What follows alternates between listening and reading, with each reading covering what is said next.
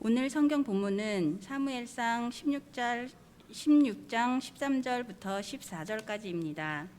사무엘이 기름 뿔병을 가져다가 그의 형제 중에서 그에게 부었더니 이날 이후로 다윗이 여호와의 영에게 크게 감동되니라. 사무엘이 떠나서 라마로 가니라. 여호와의 영이 사울에게서 떠나고 여호와께서 부르시는 악령이 그를 번뇌하게 한지라. 아멘. 이는 하나님의 말씀입니다. 하나님 감사합니다. 사울과 다윗은 이스라엘의 역사에 있어서 대단히 중요한 역할을 했었던 사람들입니다. 물론 믿음의 사람들 치고 역할 없었던 사람들은 없죠. 시기적으로 사울은 이스라엘의 초대 왕, 뭐든지 첫 번째는 사실은 특별한 의미를 갖잖아요. 그것도 이스라엘의 왕으로서 세움받은 사울, 백성들이 그에 대한 기대가 컸고 또 그만큼 하나님께서 사울에 대한 기대도 분명히 크셨겠죠. 겸손하게 하나님만을 의지하면서 그 출발이 참 괜찮았던 사람이었습니다.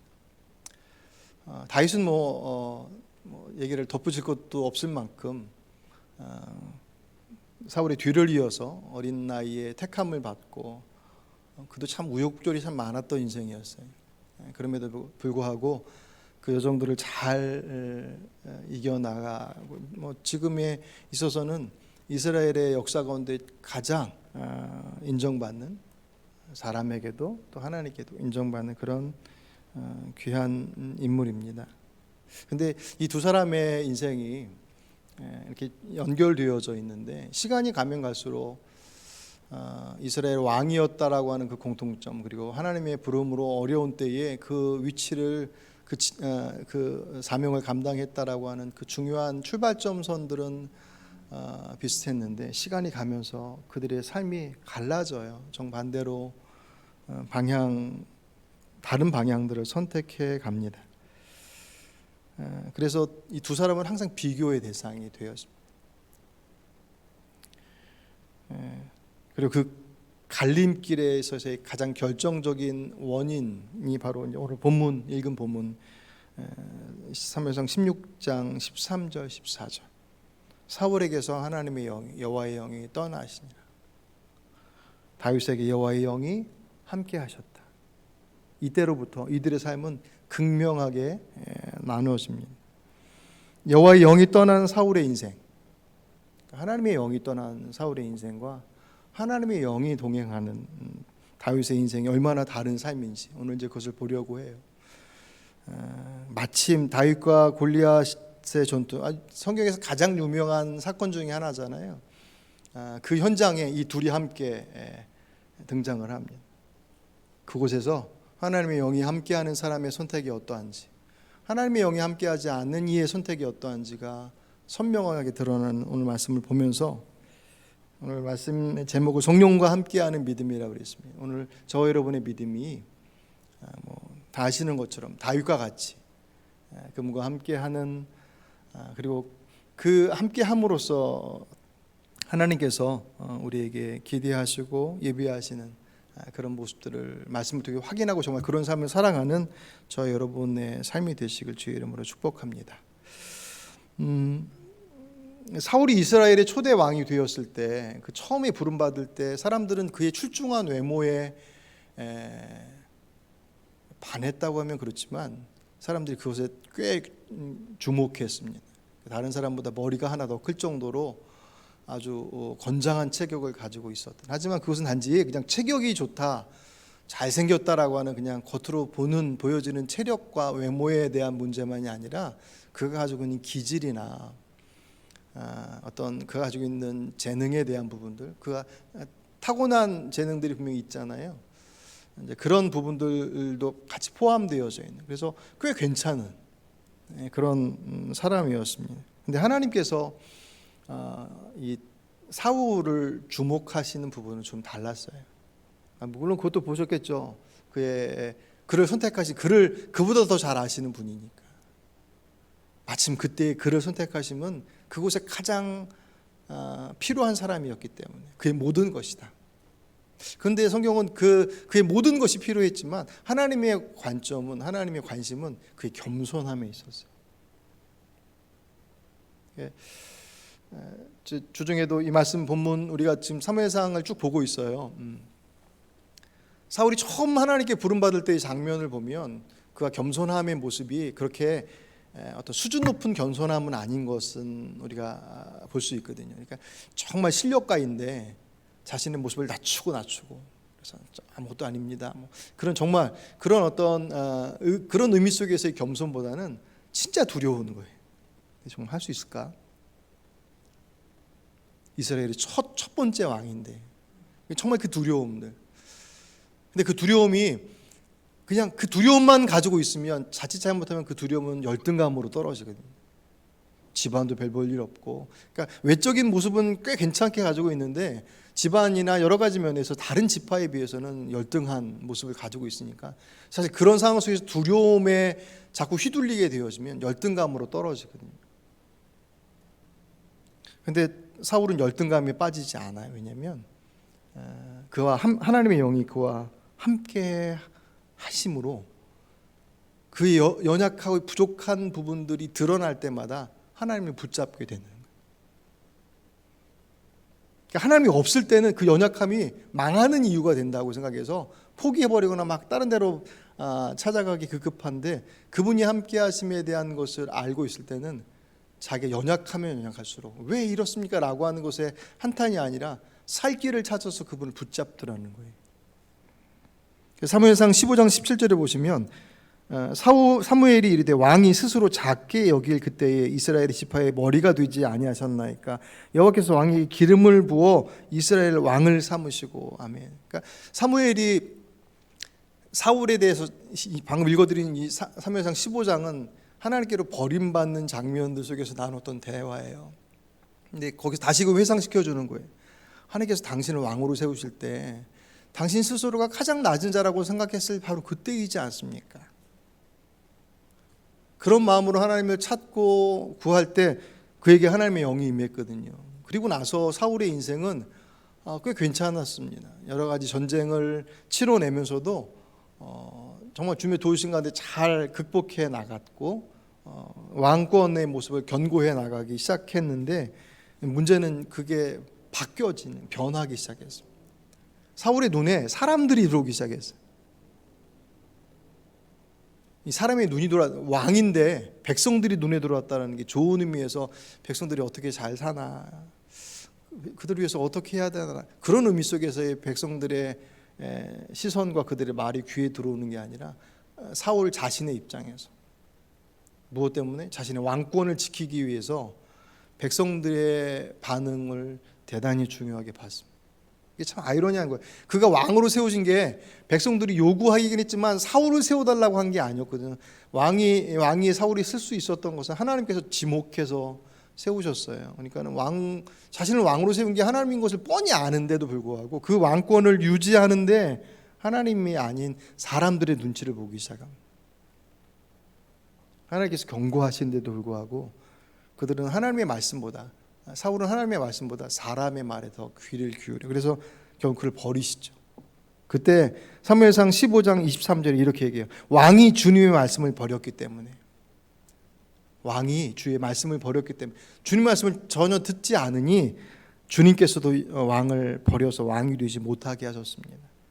하나님께서 사울을 그냥 버린 게 아니라 네가 나 필요 없다고 하니 나도 너 필요 없다. 그리고 나서 오늘 본문에 13절에 하나님의 영이 그를 떠나요. 왜냐하면 하나님의 영이 함께 하실 때 하나님의 영이 떠나고 사울에게 하나님의 영이 임하고는 우리가 지금 신약 시대에 고백하는 것처럼 내주하시는 영, 우리가 하나님을 나의 구주로 하나님을 우리의 주로 고백하고 그리스도의 십자가를 통한 대속의 은혜를 내 안에서 고백하며 누리는, 그래서 하나님의 자녀가 되는 순간 성령께서 임하시며 그가 거듭난 사람이 된단 말이에요. 그때 말하는 성령의 임재하심과 하고는 달라요. 지금의 성령이 임하시고 나가시는 것은 은사의 영, 재능의 영이라고 봅니다. 그러니까 성령께서 임하셨다라는 것은 사울이 왕으로서의 사명을 감당하죠. 그가 가지고 있는 기본적인 재능이 있긴 해요. 저나 여러분도 태어나면서 갖고 태어난 재능이 있잖아요. 기질도 있고. 근데 그것을 가지고 그냥 주구장창 살지 않잖아요. 그것을 연마하고 훈련해서 하는 그런 모습들로서 그게 손기술이 됐든 뭐가 됐든 그렇게 되지만, 성령께서 임재하셨을 때의 모습은 우리가 연마해서 훈련시키고 연단시키는 것과는 차원이 다른 재능과 지혜가 임한, 그게 하나님의 영이 하시는 일이거든요. 근데 더 이상 하나님의 말씀을 듣지 않으니까 주의 영이 떠나는, 심각한 거는 떠나시고 난 이후에 오늘 14절에 보시면 여호와께서 부리시는 악령이 그를 번뇌하게 했다 그랬습니다. 이게 좀 오해할 수 있는 소지에, 하나님께서 무슨 악령을 보내셨다라고 하는 그런 의미보다는 이렇게 생각하시면 편해요. 사울이 빛이신 하나님과 함께하고 있었어요. 그런데 그가 빛을 등지기 시작했고 결국 그 빛이 주님을 떠났습니다. 사울을 떠났습니다. 성령이 떠나셨어요. 그는 이제 빛 가운데 있는 것이 아니라 어둠의 영역으로 왔어요. 그는 어둠의 영역으로 오는 순간 그 어둠의 영역에 영향을 받을 수밖에 없어요. 하나님의 능력이 없어서가 아니에요. 하나님의 권능과 하나님의 통치하시는 모습은 그분의 빛 가운데 있을 때 주시는 자유가 됐던, 평화가 됐던, 능력이 됐던, 그것은 그 빛의 영역 가운데 있을 때만 누릴 수 있는 특권입니다.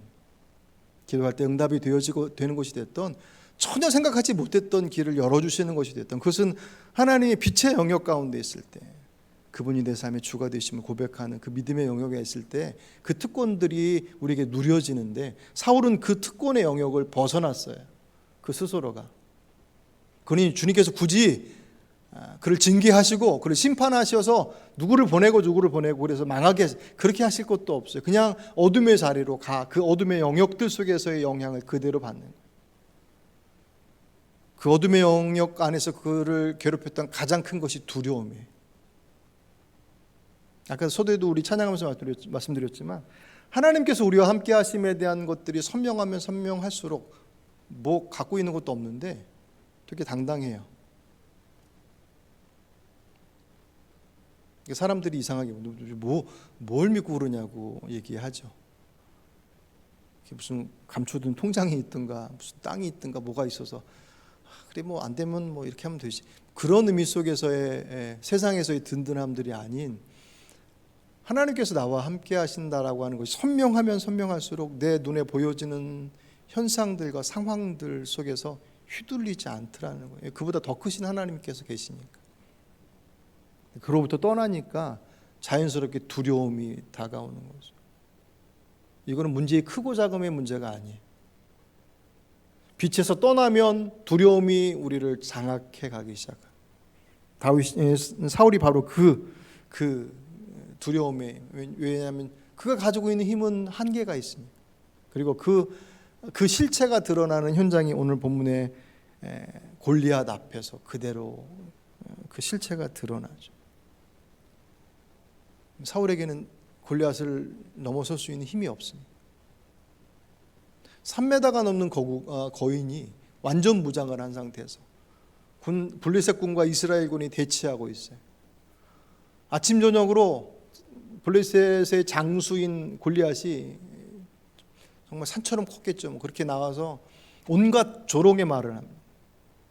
그러니까 한번 해볼 테면 해보자. 그래서 나와서 너희들 대표하는 이가 나와서 나랑 싸워서 너희들이 이기면, 내가 죽으면 우리 모두가 너희 종이 되겠다. 대신 내가 이기면 너희들이 우리 종이 되라. 자신 있다는 거죠. 근데 그 조롱의 얘기를 들으면서도 불구하고 그들은 아무것도 못해요.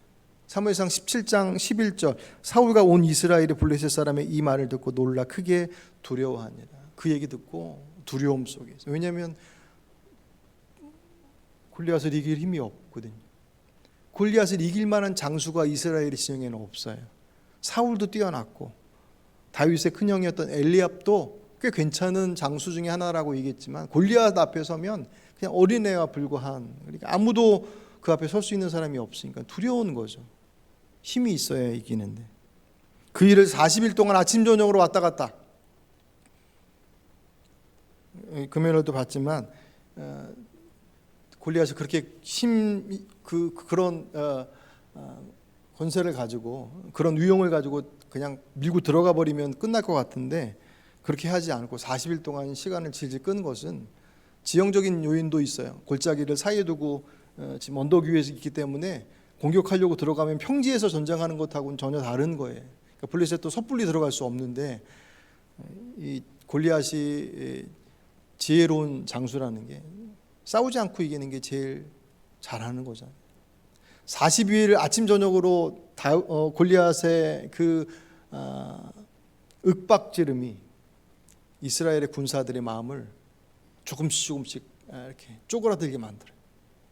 결국 나중에는 어떻게 해요? 그 두려움 속에 아무것도 하지 못해. 아무도 나가지 못해. 결국은 그들이 도망가는 선택을 합니다. 살 길이 없으니까. 사울은 뭐 하고 있냐? 사울은 묘책을 하나 만들어냈는데 누구든지 나가서 골리앗을 죽이면 재물을 많이 주고 그리고 왕이 사위가 돼. 네 딸을 주겠다. 그리고 너희 집안의 모든 세금을 면제해 주겠다. 사울은 돈으로 해결하려고 해요. 사울이 진짜 그걸로 해결할 수 있다고 확신해서 덤벼든 건 분명히 아닐 거예요. 왜냐하면 골리앗 앞에서 1억 천금을 준들 나가면 뻔히 질 것이 뻔하고 죽을 게 자명한데 이기면 준다는데 이길 수 없는 게 자명한데 누가 나갈 수 있겠습니까? 진짜 안타까운 것은 이 상황 속에서 여러분 본문 오늘 우리가 16장 13절 14절 두 절을 딱 봤지만 그 내용 속의 과정의 내용들 보시면 이스라엘 군사와 이 사무엘의 진영들 안에 있는 이들이 골리앗과 대적하는 그 시간들 속에서 하나님을 찾는 사람이 아무도 없어요. 마치 하나님을 모르는 사람들처럼. 사울은 하나님의 영이 떠나고 난 이후에 그의 선택은 하나님의 배제되어 있습니다. 이 정도 되면 찾을 법도 한데 길이 없거든요. 뭐 어떻게 묘책이 있어서 굳이 하나님을 찾지 않더라도 이렇게 한번 해보지 저렇게 한번 해보지 그런 잔꾀들이 있어서 하나님을 안 찾는 것도 문제인데 이들은 지금 믿을 구석이 하나도 없단 말이에요. 그러면 자신들이 조상들로부터 들은 것도 있고 아니 조상들이 들은 건 둘째치고 불과 얼마 전에 암몬과 그 이전에 블레셋과 싸우면서 전쟁에서 승리했었던 경험들을 이미 가지고 있단 말이에요. 그 전쟁이 자기들이 군사력으로 이긴 게 아닌 것을 누구보다도 그들이 잘 알 텐데도 불구하고 어떤 누구도 하나님을 찾지를 않아요. 참 이상하죠. 문제를 만나면 하나님을 찾을 것 같은데 문제를 만난다고 하나님을 찾지를 않아요. 하나님의 영이 그들을 떠나셨습니다.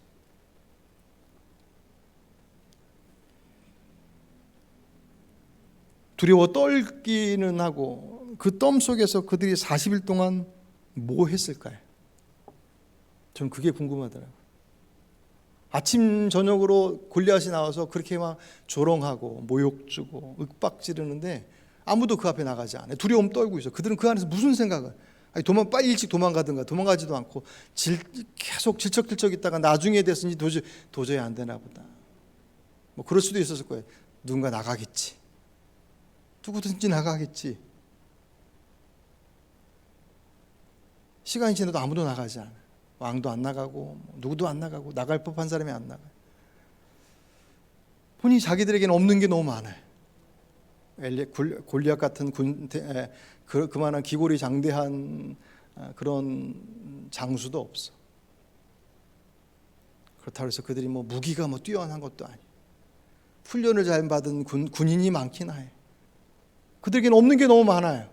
40일 동안 그들이 단지 그들이 그 골리앗이 윽박지르는 곳에만 주눅 들어서 두려움에 쌓인 것만이 아니라 그 속에서 그들은 끊임없이 자신들에게 없는 것들을 봤을 거예요.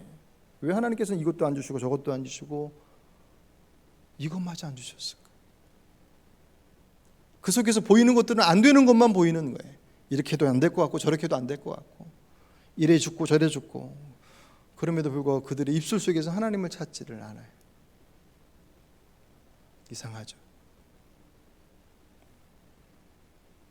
사울은 엉뚱한 일 하고 있어요. 그 상황 속에서 포상을 한다고 해서 누가 나가서 그 일을 해내겠습니까? 의미 없음이에요. 어쩌면 뭐라도 해야 되겠지라고 하는 절박한 마음에 그 일을 했을지도 몰라요. 근데 뭐라도 해야지 한 그것이 그 길에 있어서 해결책이 되느냐, 천만의 말씀이에요. 오늘 이 말씀을 바라보면서 우리 모습들을 비춰보지 않을 수 없어요. 우리가 어떤 상황 속에 있을 때 마치 골리앗과 같은 도대체 어떻게 해야 되나라고 하는 그 문제 앞에 나는 어떻게 반응하나. 혹시 사울과 사울의 군대들처럼 두려워서 이거 도대체 어떻게 해야지 라고 하는 그 물음표를 던지다 보니까 우린 이것도 안 되고 저것도 안 돼. 돈도 없네, 사람도 없네, 조직도 그렇고 분위기도 그렇고 뭐 이러저러한 것들이 없는 것들만, 안 되는 것들만 보이고 들려지고 생각하고, 그러니까 주저하다가 안 되겠다 라고 빠져나가는 군사들처럼 슬그머니 뒤로 빠지는 선택들이 우리들 안에서의 선택들이 아닌, 우리 개인의 삶 속에서도 마찬가지예요.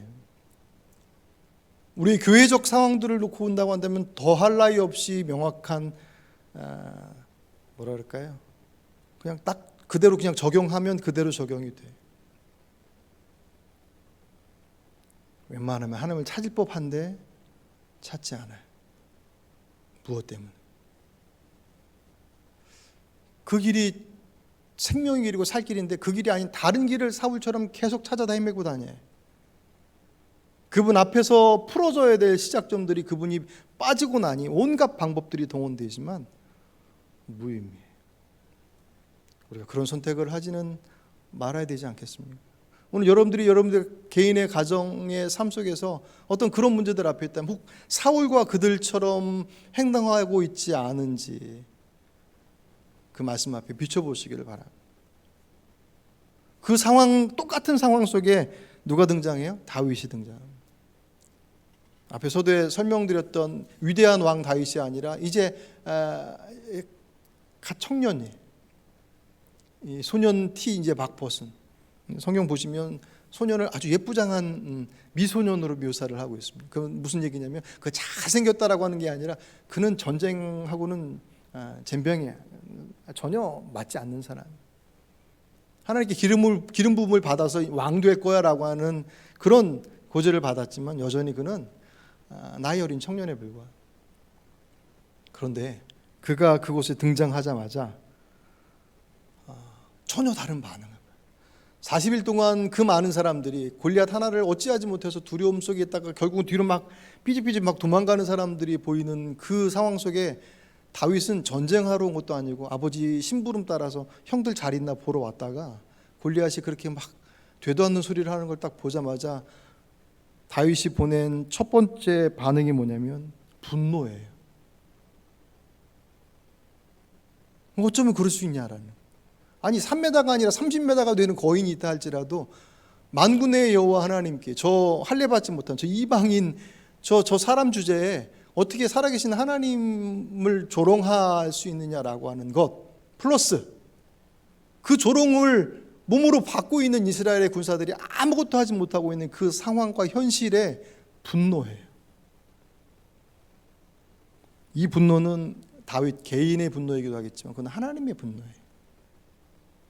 그분의 영이 그와 함께 하실 때 그분을 조롱하는 현장들 속에 그 조롱에 무엇 하나 해보지 못하고 주저하고 있는 그들의 그 무기력함들 앞에 하나님이 분노하신. 어쩜 이렇게 달라요? 누구는 두려움 속에 주저하고 있고 누구는 싸우자고 덤벼들고 쌈딱처럼 지금 막 한번 해보자고 덤벼들고 있는 이 두 가지의 서로 다른 모습. 겉으로 보면 이스라엘의 왕도 군사들이 훨씬 더 많은 것을 가지고 다윗은 아무것도 없어요. 그는 분노합니다. 그리고 싸울 준비를 해요. 다 도망가고 주저하고 엉뚱한 짓 하고 있을 때 다윗은 싸우기로 결정을 해요. 그 얘기를 사울 왕에게 누군가 전하니까 사울 왕이 불러요. 이제 가천년 그를 불러들여요. 얼마나 지금 상황이 안 좋다는 것을 알 수가 있죠. 뭐 위대한 장수 다윗이 아니라 청년 다윗이에요. 그를 부르자마자 다윗이 뭐라고 했냐면 걱정하지 마십시오. 제가 나가서 해결하겠습니다. 정말 혈기 방만한 청년다운 그때 사울이 뭐라고 하는지 아십니까? 안 돼. 그를 응원해서 그래 한번 해봐 라고 해줘야 될 것 같은데 지금 아무도 안 나가는데 다윗 혼자 나가겠다고 손 들고 나왔는데 그래 한번 해봐 내가 뭐라도 해줄게 라고 응원하고 밀어줘도 지금 부족할 판인데 딱 그 얘기 듣고 나서 사울이 하는 얘기가 안 돼. 넌 소년이고 골리앗은 소년 때부터 전쟁터에서 뼈가 굵은 사람이에요. 그러니까 상대가 안 된다는. 그래서 사울이 왜 그렇게 얘기했을까라고 싶지만 사실은 사울의 기준으로 볼 때는 당연한 거예요. 사울이 지금 이렇게 모욕당하고 있는 이유는 힘이 없기 때문이에요. 골리앗을 넘어설 수 있는 힘이 없어요.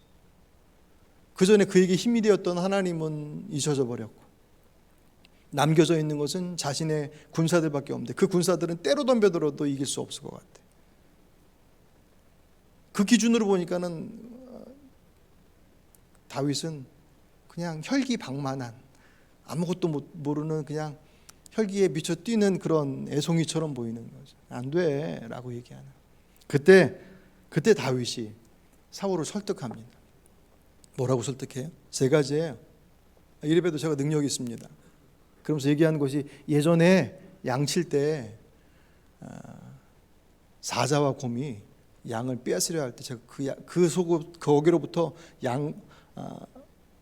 곰과 사자로부터 그 양을 지켜냈습니다. 그리고 곰과 사자가 자기를 해하려 할 때 제가 덤벼들어서 그것들을 다 죽였습니다. 자, 그 정도입니다. 나 실력 있습니다 라고 얘기해요. 두 번째 뭐라고 얘기했냐면 하지만 그건 제 실력이 아니라 하나님께서 도우신 것입니다. 그러니 지금도 하나님께서 도우실 것입니다. 그러면서 뭐라고 얘기했냐면 아니 제가 양을 지킬 때도 나를 지키신 하나님이신데 하물며 만군의 여호와 그 군대를 조롱하고 경멸하는 저를 죽이기 위해서 지금 이 전투에 나가는데 하나님께서 저를 지켜주지 않으실 리가 있겠습니까? 마지막 세 번째 그 고백의 가장 중요한 배경이 되는 것이 뭐냐? 그 하나님은 살아계십니다. 과거에 내게 이런 기적과 같은 일을 해주신 분이셔 라고 하는 과거의 하나님이 아니라 그 하나님 지금 여전히 살아계신. 근데 그 살아계신 하나님께 덤벼들고 있는 그 할례받지 못한 그 이방인 장수 그것 앞에 주눅들어서 아무것도 못하고 있는 이스라엘의 군사의 모습 분노하며 하나님께서 살아계신데 뭐가 걱정이야. 그에게 사울이 설득당해.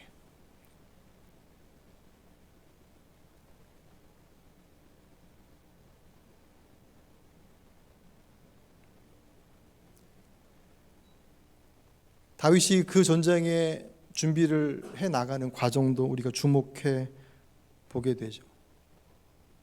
사울 왕이 안쓰러워 보였는지 뭐라도 해줘야 되겠다 싶어서 그랬는지 자기가 입고 있던 갑옷과 투구와 칼을 주잖아요.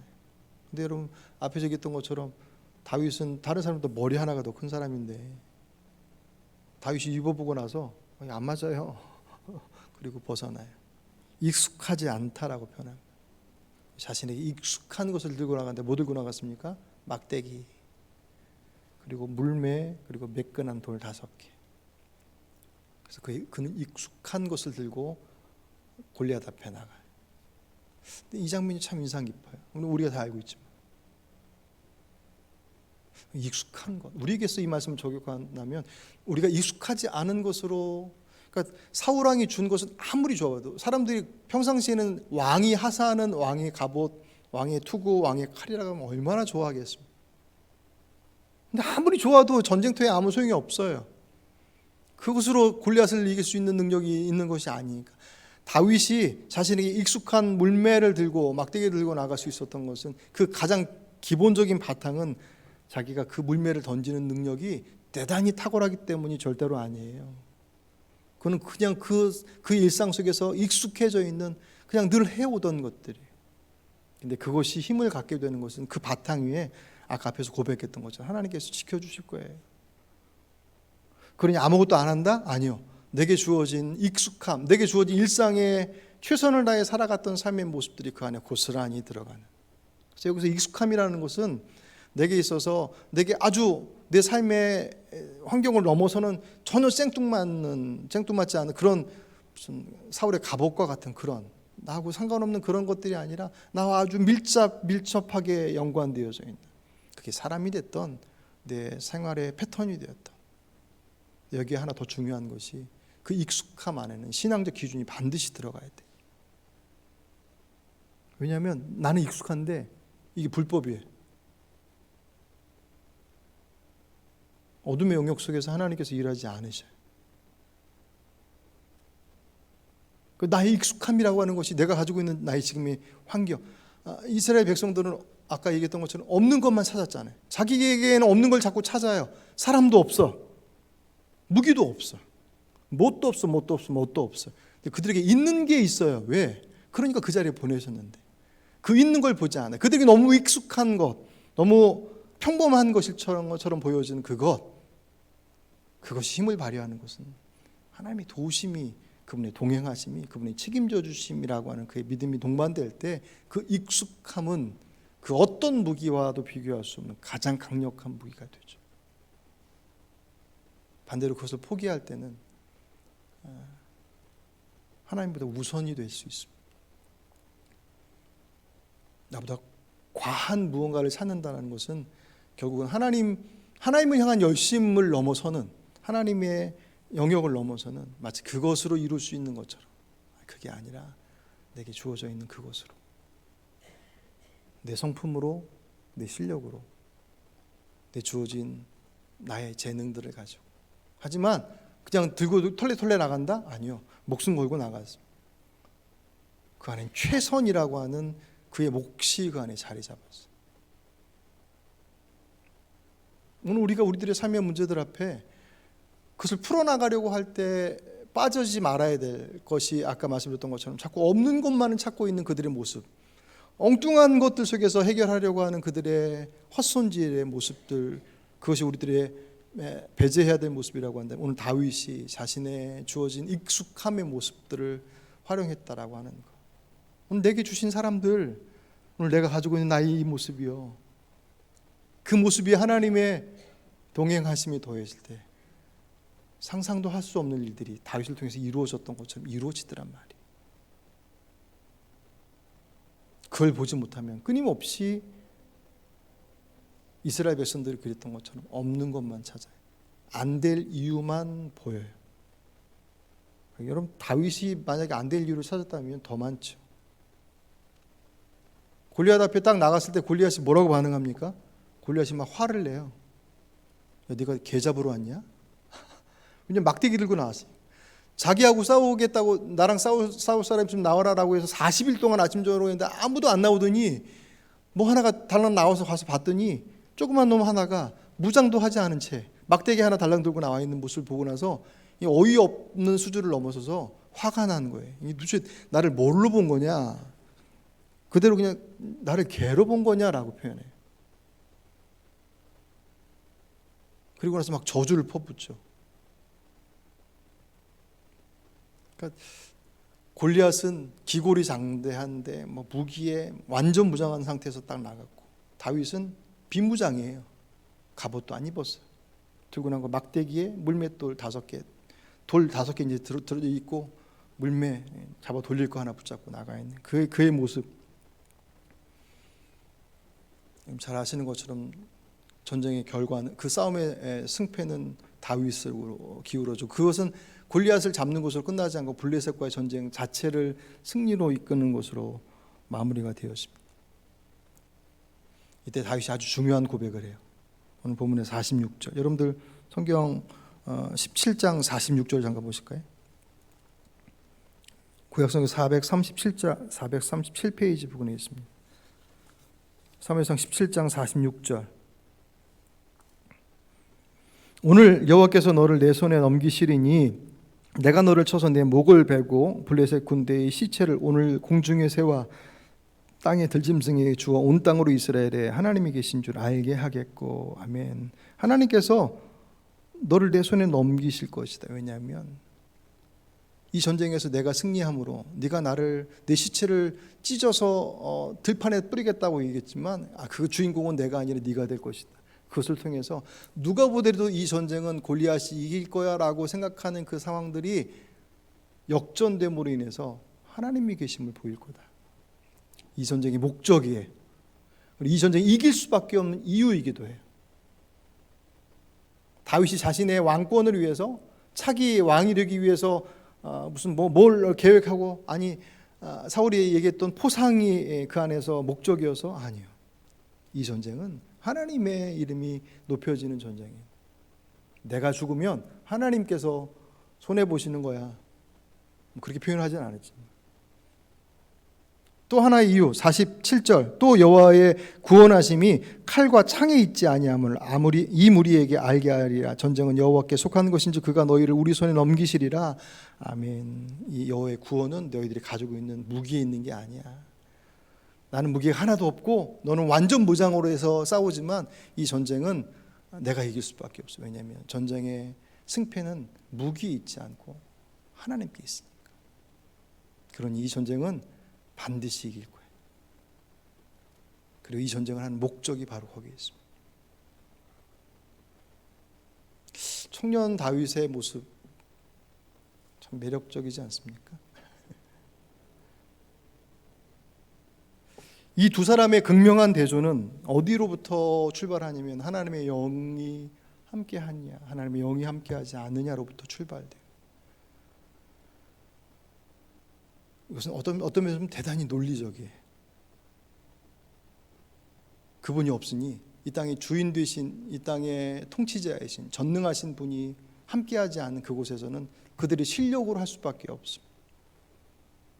그 이전 전쟁은 골리앗과 같은 자기보다 더 센 사람들이 없어서 이길 수 있었을지 모르겠지만 자기보다 더 센 무언가가 나타나면 그는 거기 굴복할 수밖에 없어요. 왜? 힘이 없으니까. 근데 다윗은 그 하나님과 그 성령이 함께 하심으로 그에게 지혜와 재능을 더해 주신, 그가 타고난 재능 위에 하나님께서 부어주시는 그것은 또 다른 의미를 갖거든요. 그 하나님의 동행하심이 그의 모든 선택의 바탕이 극명하게 나눠지는, 이스라엘 군사와 사울 왕은 하나님을 전혀 찾지 않지만 다윗이 고백하고 있는 내용의 모든 내용에는 하나님과 다 연결되어 있어요. 다 연결되어 있어요. 그가 분노했었던 의분, 어떻게 하나님, 만군의 하나님을 조롱할 수 있어? 그 전쟁터로 나가는 자리들 속에서 이길 수밖에 없는 이유는 과거에 하나님께서 나를 지켜주셨는데 지금도 지켜주실 것이고 그 하나님 지금도 살아계신 분이시다. 아무것도 준비해서 나가지 않죠. 그가 가지고 있었던 그 본래의 기본, 자신의 익숙한 것들을 들고 나갔을 때 중무장에 있는 골리앗 앞에서도 이 전쟁 분명히 이길 거야. 왜냐하면 하나님께서, 그의 모든 고백들은 하나님과 연결되어 있어요. 반대편은 하나님과 전혀 상관없는 선택이고 이쪽에는 하나님과 다 연결되어 있는, 이 전쟁은 보나마나 끝장난 전쟁이죠. 자, 이제 이것이 우리 안에 적용될 때 어떻게 적용될 것인가의 문제.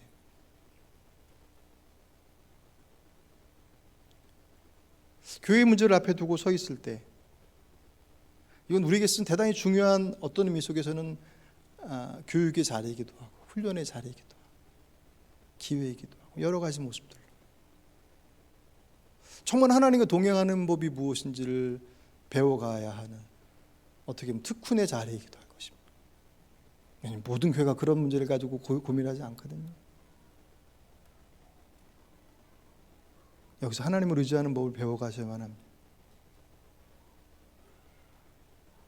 다윗이 어떤 마음을 가졌는지를 생각해 본다면 우리가 어떻게 반응해야 될지는 더욱더 선명해집니다.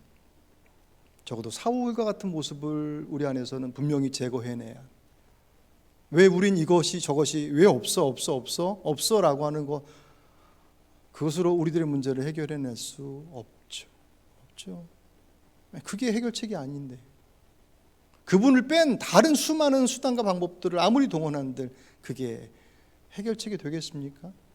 애초에 이 문제는 그분과 연결되지 않고선 해결될 수 없는 문제이니까. 그게 교회의 문제이기 때문에 그러냐? 아니요.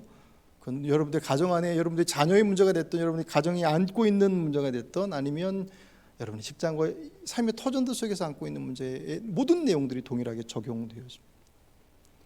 그분을 배제한 선택은 두려움과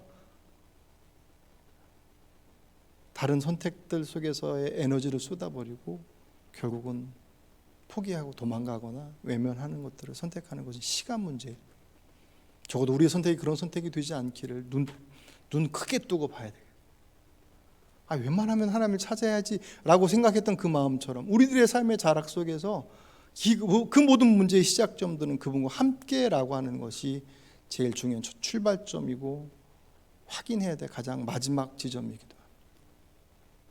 그럴 때 다윗이 없는 거 가지고 해결한 것이 아니라 있는 것으로 해결했습니다. 그 익숙한 것을 가지고 그분께서 동행하심으로 어떻게 이루실지 우리의 삶 속에서는 잘 모르죠. 하지만 그가 그 익숙함을 가지고 그분을 의지하며 그 전장터로 당당하게 나갔던 것처럼 여러분 주님을 의지하는 그 믿음을 가지고 그분 앞에 서는 자리들을 당당하게 지켜나가시길 바랍니다. 뭐가 없어서 그렇게 생각하지 마십시오. 세상은 있어도 문제 없어도 문제입니다. 진짜 문제는 그분의 계심을 인정하지 않고 그분을 바라보지 않는 것이 진짜 문제이고 진짜 두려운 것입니다. 오늘 성령 강림절 어찌 보면 이 오늘 본문의 말씀이 성령 강림절에 사용되어지는 말씀하고는 전혀 상관없어 보이지만 우리의 이 큐티 이 흐름들 속에서 대단히 중요한 어떤 지점들이 되었습니다. 여전히 지금 우리와 동행하시는 성령 하나님, 다윗과 함께 하셨던 그 주님께서 우리와도 동일하게 함께 하심을 믿으시길 바랍니다. 그렇다면 우리의 선택은 사울의 선택이 되어서는 안 돼요. 다윗의 선택이 돼야 그분 앞에 서십시오. 그게 제일 먼저입니다.